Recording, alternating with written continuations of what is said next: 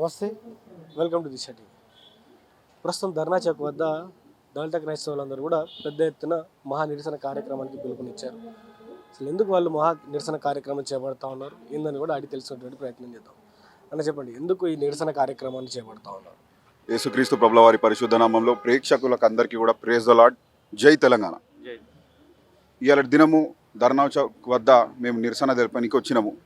నిరసన కన్నా మా ఆగ్రహాన్ని వ్యక్తపరచడానికి వచ్చినాము. అన్న, ఇటీవలే మనం చూసుకున్నాము, మా సిక్ మిత్రులకు కానీ బుద్ధిస్ట్ మిత్రులకు కానీ ఎవరైతే మా దళిత సామాజిక వర్గాలు సంబంధించిన వ్యక్తులు ఉన్నారో వాళ్ళకు కూడా రిజర్వేషన్ అనేది అప్లై అవుతుందని చెప్పేసిన తర్వాత ఎట్లయింది అది? వాళ్ళు నిరసన తెలిపిన తర్వాత సుప్రీంకోర్టు దృష్టికి తీసుకొచ్చుకున్న తర్వాత సుప్రీంకోర్టు గ్రాంట్ చేసింది. మేమేం కొత్తది అడుగుతలేము, వాళ్ళకి ఇచ్చిందే మాకు కూడా ఇవ్వరు. మేము భారతీయులం కాదా? మేము కూడా ఇదే కదా. ఎస్, బయట దేశం మతం అంటుర్రు అన్న. బయట దేశంకి ఎన్ని రాలేదన్న? ఫోన్ ఈడికెళ్ళి వచ్చిందా అన్న? బయటకెళ్ళే కదన్న.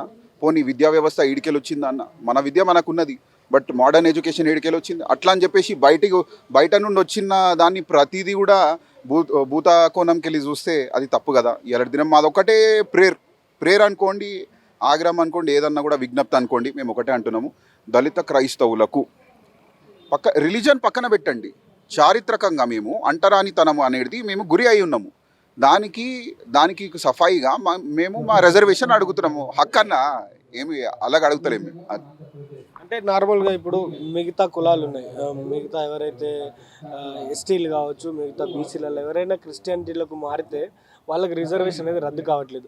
ఓన్లీ ఎస్సీలకి ఎందుకు రద్దు అవుతుందంటే ఏం చెప్తారు? అదే కదన్న, అసమానత్వము. ఈక్వాలిటీ బిఫోర్ లా అనేది ఏదైతే మనం అనుకుంటామో, which is a constitutional principle. I just want to ask, where is it? Where is equality before the law? Why is there a different law for like Reddys కానీ, లేకపోతే అగ్రకులాలకు వేరే చట్టం ఉండి మాకు వేరే చట్టం అట్లెట్లయితుంది అన్న? చలో వాళ్ళు ఏమంటారు, మతం బయటిది అంటారు. చలో మతం బయటిది పక్కన పెట్టుర్రి. మేము ఇక్కడ భారతదేశంలోనే పుట్టినాం కదా, మా ముడ్డికి చీపురు కట్టిరు కదా, మాకు కావాల్సిన రైట్ మేము అడుగుతా ఉన్నాం. తప్పేమున్నది అంటున్నా నేను.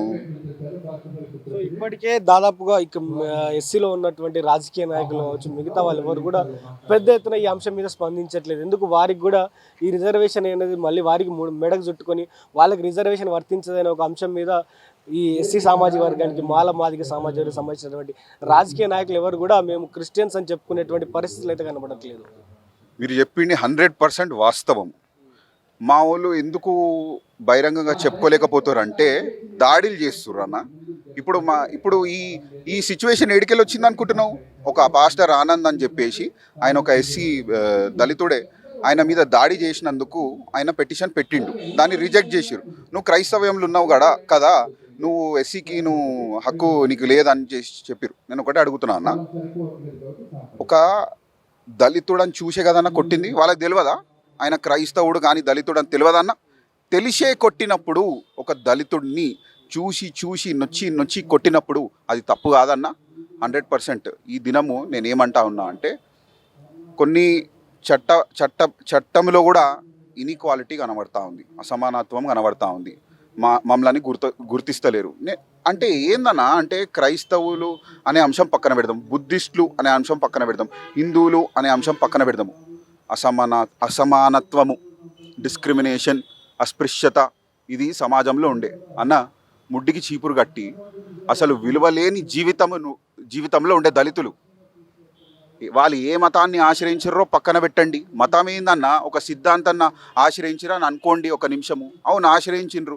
అట్లా అని చెప్పేసి చరిత్రలో వాళ్ళు ఎదుర్కొన్న ఇబ్బంది, ఇలా నేను పెద్ద కార్లో తిరగద్దా? నా తాతలు ఇబ్బంది ఎదుర్కొర్రు కాబట్టి ఇవాళ దినం నేను ఉన్నత స్థాయిలో లేనితనము ఇవాళ దినం నేను అనుభవిస్తున్నాను. ఒకవేళ నాకు అప్పుడే రిజర్వేషన్ కానీ అప్పుడే బెనిఫిట్లు వచ్చి ఉంటే ఇవాళ దినం నేను పై స్థాయిలో ఉంటుండే. ఇదంటూ ఇవాళ దినం దళితుడు క్రైస్తవుడు. అసలు ఎందుకు మెజారిటీ ఆఫ్ ద దళితులందరూ కూడా క్రిస్టియానిటీ వైపు వెళ్ళడానికి ఏంది కారణం? ఒకప్పుడు హిందువులుగా ఉన్నటువంటి దళితులందరూ కూడా చిన్న క్రిస్టియానిటీ వైపు ఎందుకు వెళ్తా ఉన్నారు, ఎందుకు ఆకర్షితులు అవుతా ఉన్నారు? ఎవరన్నా రావచ్చు గుడికి, మా టెంపుల్కి, మా చర్చ్కి ఎవరన్నా రావచ్చు. నీది ఏ కులమన్నా, నీదే మతమన్నా అడగరు. అన్న తిన్నవానే, నీళ్ళు తాగినవానే అని అడుగుతారు. లేకపోతే ఇబ్బంది ఉంటే ఆదుకుంటారు. మా మిషనరీ స్కూళ్ళు ఉన్నాయి, మా ఆర్ఫనేజ్లు ఉన్నాయి. చూడండి అన్న, మిషనరీలు చేసిన సేవ ఎంత గొప్పది ఉన్నది. ఇవాళ చాలా మంది కేంద్ర మంత్రులు ఉన్నారు, మిషనరీ స్కూల్లో చదివిర్రు, క్రైస్తవులనా? కానీ క్రైస్తవుల ద్వారా వాళ్ళు బెనిఫిట్ పొందలేదని అనగలుగుతారా అన్న?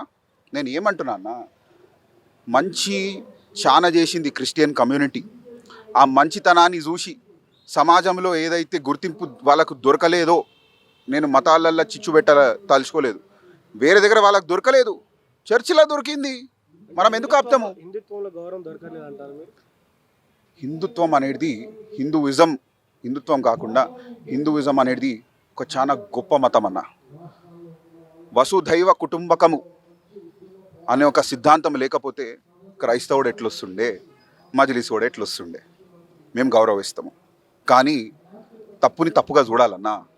కొంతమంది, అందరిని అంటలేను, హిందూయిజంలో కొంతమంది ఆధిపత్యం, అగ్రకులాల ఆధిపత్యం అనుకోవచ్చు, ఇతర కులాల ఆధిపత్యం అనుకోవచ్చు, వీళ్ళని అనగదొక్కాలా అని చెప్పేసి, వీళ్ళకి గుర్తింపు లేకుండా చేయాలని చెప్పేసి చేసిన కుట్ర చేస్తే ఇవాళ దినము దళితులు అట్లా అయినరు. వాళ్ళు ఏమనుకురు, అరే మాకు ఇక్కడ గుడిలో దొరకలేదురా భయ్, ఇక మేము ఏడికి పోవాలని ఆగమైనరు. ఆగమైతే క్రైస్తవుడు ఆదుకున్నాడు, పోయిర్రు బస్. ఈ దేశంలో సబ్కా మాలిక్ ఏకే అంటారు.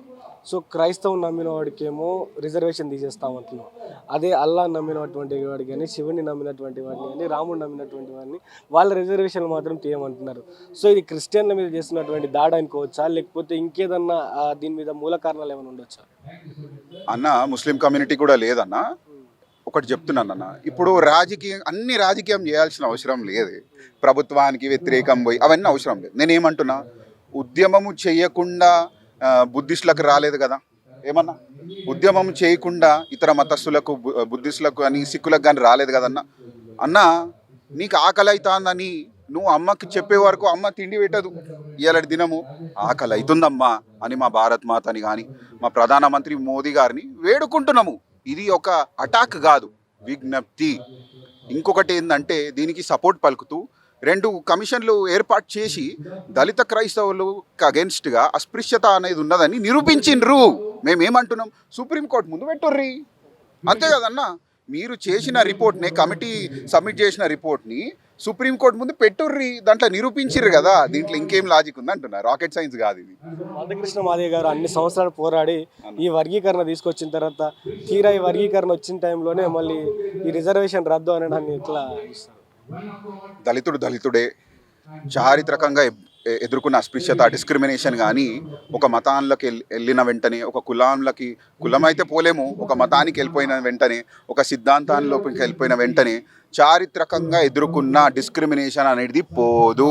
It is not a washing machine. చాలా ఇబ్బంది ఎదుర్కొంటున్నాం ఇప్పటికీ కూడా. ఎస్, ఇన్ఈక్వాలిటీ ఉందన్నా. నేను ఏమంటున్నా, ఇతర మతాలకు లేకపోతే అగ్రకులాలకు వేరే చట్టం ఎందుకున్నది? ఇవాళ దినము మేము షర్ట్లు వేసుకున్నామని మా మీద ఆధిపత్యం అన్న? బరాబర్ వేసుకున్నాము. క్రైస్తవ్యం ఇచ్చింది మాకు ఆ గుర్తింపు. దళితులము క్రైస్తవ్యం లిగో మా అన్న మంచి కుర్తా వేసుకుండు, మాకు క్రైస్తవ్యం గుర్తింపు ఇచ్చింది, వచ్చినాము. దాంట్లో తప్పేమున్నదన్న? కానీ సుప్రీంకోర్టు ఒకటి గుర్తించాలన్న, ఈ విషయంలో చెప్తున్నాను. If it was granted to other religions, Christianity is equally applicable to be granted.